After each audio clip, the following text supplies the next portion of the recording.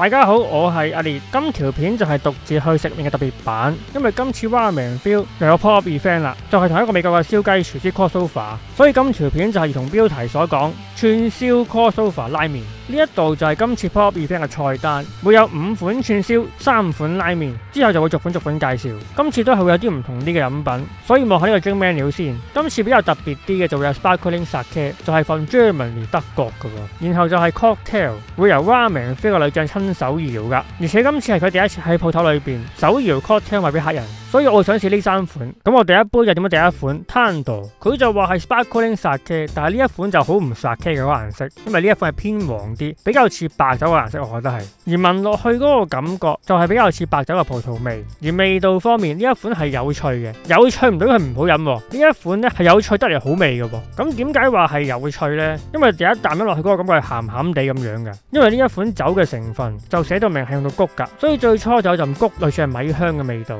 跟住呢一陣味道過咗之後呢，就有陣類似係白葡萄酒嘅味道滲出嚟，甜甜地咁樣嘅。而呢一款雖然就係話 sparkling 嘅，不過呢款就唔算係好多氣嘅，所以呢一款飲落去嗰個感覺唔會咁飽。不過呢一款吞咗之後，嗰個 after taste 好出喎，嗰一陣谷嘅味道相當之出，所以我認為呢一款係有趣地好味，感覺係幾嶄新嘅對我嚟講。跟住第一串送到啦，呢一串我就聽唔到係乜嘢配韭菜，表面上嘅顏色非常之唔錯喎，面頭嗰一浸燒到好脆咁樣，之後底下呢一浸呢就好似係搽咗醬油嘅醬汁咁樣喎。跟住鹽拉麵都係同時間送到，望下咩料先。呢一碗都係比較細碗啲，同埋同樣地都係冇具材嘅，不過呢一款嘅麵條就比較粗身啲，同埋扁平啲嘅，所以呢一款可能就係平打麵。之後先聞下呢碗麵啦，個湯應該係清雞湯嚟嘅，飲落去嘅感覺同我預想差唔多，不過呢一款就冇金華火腿，純粹係清雞湯嘅味道咯。同樣都係 Ramen Feel 嗰種好上乘嘅清雞湯嘅味道，鹹香味都係足夠，而且飲落去感覺好清，冇雜味嘅。至於麵條方面，呢一款都係比較腍啲，不過好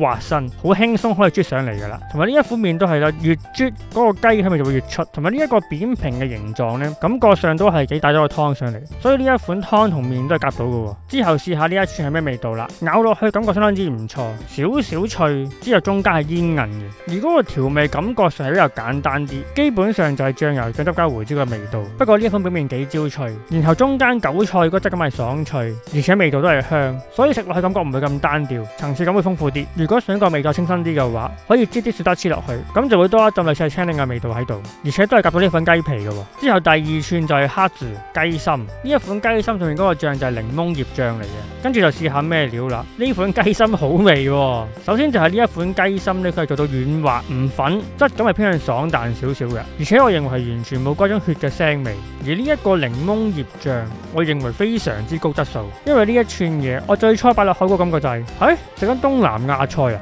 咁清新嗰個味道，非常之香嘅一個檸檬葉醬，但都唔會有草青嘅味道，所以係非常之好味。跟住會有呢一碟類似係蘿蔔粒嘅東西，呢一碟嘢嘅作用呢，就係俾大家喺每一道食物中間清一清味蕾嘅，所以味道上就冇乜特別嘅，純粹係白蘿蔔嘅味道嚟嘅啫。不過清味蕾嘅作用係好理想噶。之後第3串就係呢一串和牛嚟噶，呢一串係咁，呢一款唔講我都唔知啊，原來東京都有和牛噶，因為呢一款呢就係秋川牛啊，面頭上有啲洋蔥，同埋嗰個汁呢係唔知咩Tiger sauce佢話係，如果食落去嗰個感覺就係呢一嚿和牛非常之好味，因為本身呢一嚿和牛就係好味。雖然呢一款嘅質感呢就唔係入口即溶嗰一款，係偏向有肉嘅嚼頭嘅嗰一種，不過呢一款係相當之腍，好容易咬，完全唔會有鞋嘅感覺，所以齋拍都好好味。但係再配合埋洋蔥同埋一個唔知咩Tiger sauce係非常之好味。嗰個Tiger sauce雖然嗰個感覺上都係似蛋黃醬嗰類東西，但係食落去感覺好清新嘅，佢係有鹹味、甜味同埋酸味咁樣嘅，所以成個配合係好好味，而且係完全冇膩嘅感覺。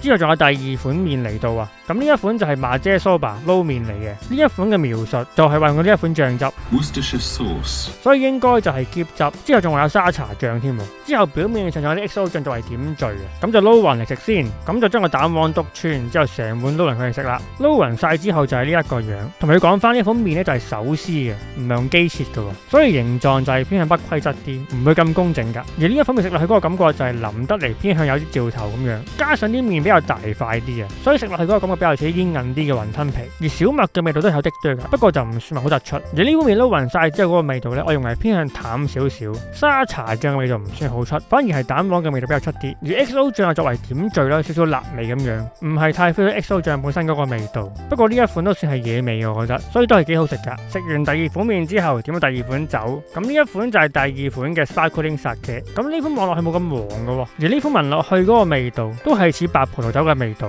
飲落去嗰個感覺碳酸會多啲，同埋呢一款谷個味道唔會咁強，感覺上係類似白葡萄嘅味道會強啲，所以呢一款飲落去感覺上味道會平衡啲。不過味道上嗰個層次就唔會咁分明啦。同第一款嘅差別就係谷嘅味道嘅強弱，同埋碳酸嘅多少，呢一款就比較多啲，所以容易入口啲嘅。咁我認為呢一款都係好味嘅。之後第四串送到呢一款應該好多人都聽過啊，就係 Buffalo Wings 水牛城雞翼啊。佢嗰個手法幾好嘅，將隻雞翼咧拖開咗成為一個好平嘅平面。咁樣燒嘅話咧，應該成隻嘅受熱面會均勻啲。原本我係打算成串咬嘅，不過就搞唔掂，所以就先掹開支籤再食，用筷子食都 OK， 不過比較論盡啲。咁佢哋嘅描述就係話啦，水牛城雞翼可以好辣嘅，不過佢哋呢一款咧就係叫做壓低咗個辣度噶啦，所以我食落去嗰個感覺就係比醒胃辣再辣啲嘅感覺。不過呢一個醬其實幾好味，辣得嚟佢啲酸甜嘅感覺噶。至於呢一款嘅雞皮咧，都係會有烤過嘅感覺，所以係幾香噶。至於肉嘅部分就正常啦，我覺得質感唔會乾柴，肉味就正常啦。味道上主要都係靠汁水，不過呢一款汁好野味，所以我係直接用手食噶啦，務求選乾淨啲汁啊。之後最後一串就係 Tsukune， 中文好似係叫做燒蝦雞肉丸，呢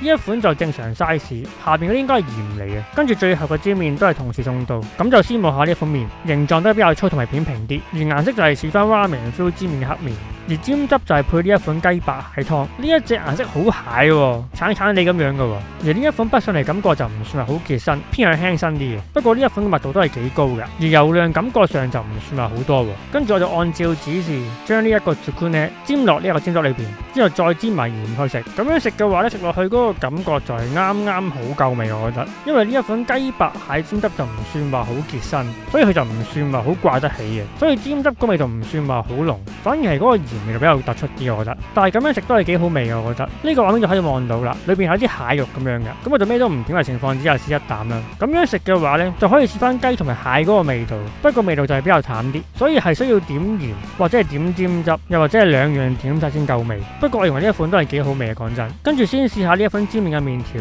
呢款煎麵佢就唔硬身嘅，我認為就係偏向腍少少。不過呢一款係幾有兆頭嘅都係。至於味道方面，係有一陣微微嘅小麥香味咁樣啦，唔算好突出嘅。之後試下煎湯食，咁樣食嘅話個味道係幾好嘅，我覺得。味道係會以翻雞白蟹湯嘅味道作為主導，之後咬多幾啖，麵條嘅小麥香味再出埋嚟啦，所以兩者都係夾到嘅。不過呢一款煎汁味道唔算好強，我覺得可以再加強啲會好啲。雞白湯嘅味道係存在，不過唔算好強，感覺上係蟹嘅味道比較出啲。不過呢一款食落去都係幾野味。咁我食完 last 嗰碗麵之後，就點埋杯 cocktail 啦。咁我見女將開始整啦，咁我就行過去問佢可唔可以影啊？佢話 OK， 所以大家就有嘢睇啦。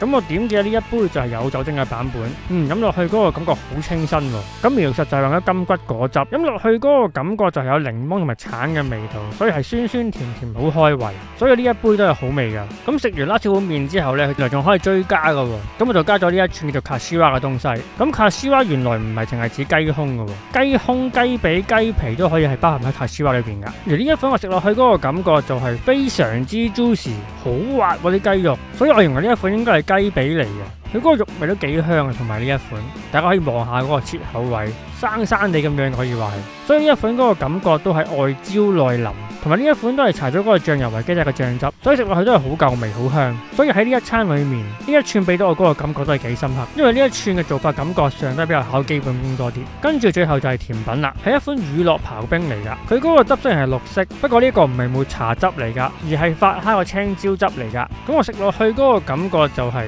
呢個發酵蝦青椒汁唔係好啱我嘅口味，佢有陣草青味，我唔係好中意。不過白色嗰一層乳酪好味喎，我覺得，因為呢一款甜品裏面就加蜂蜜落去嘅，所以嗰個甜味呢就可以令到個草青味冇咁明顯。同埋呢一款乳酪配冰食都 OK 喎，真係咁上我覺得。軟滑之中啲脆感覺係幾有趣嘅，所以我認為呢一款甜品都係 OK 嘅。如果你嗰啲五青汁嘅愛好者嘅話咧，呢一款應該好啱你。整體嚟講，今餐都係相當之唔錯，我覺得，因為每一款串燒都係好食，同埋串燒夾拉麵嗰個感覺係幾有趣。咁我同過嗰個燒料嘅主廚 Justin 傾過偈，咁佢又同我講點解第一款要配鹽拉麵，因為第一款就係最普通嘅燒料，表面上只有胡椒同埋以醬油為基底嘅醬汁，所以係最顯示到基本功嘅嘢。而今次 Ramen Feel 嘅鹽拉麵都係顯示基本功嘅嘢嚟㗎。之後燒和牛配撈麵，Tsukune 配雞白蟹煎麵，呢一啲嘅組合全部都有度過㗎。雖然我唔敢講話完成度好高，不過係有心思嘅，我覺得。同埋間中有呢一啲新嘢試下都幾好，因為就有呢啲比較創新啲嘅可以試下，同時都可以令自己開下眼界。不過今餐價錢就貴啲咯。今次嘅介紹係咁多先，中意呢條片就麻煩幫手 like comment share， 再訂閱埋呢個 channel 兼撳埋個鐘仔就最好啦。想支持我創作嘅話，可以選擇 join 我嘅 Patreon 㗎，會有文字食評，進度大概就係超前咗 YouTube 5個月。另外仲有啲唔係咁方便拍片嘅拉麵店，都會喺 Patreon 度發表食評㗎。亦都歡迎大家用 Super Chat 或者係 PayMe 去贊助呢個 channel 營運嘅經費。多謝收睇，下條片再見，拜拜。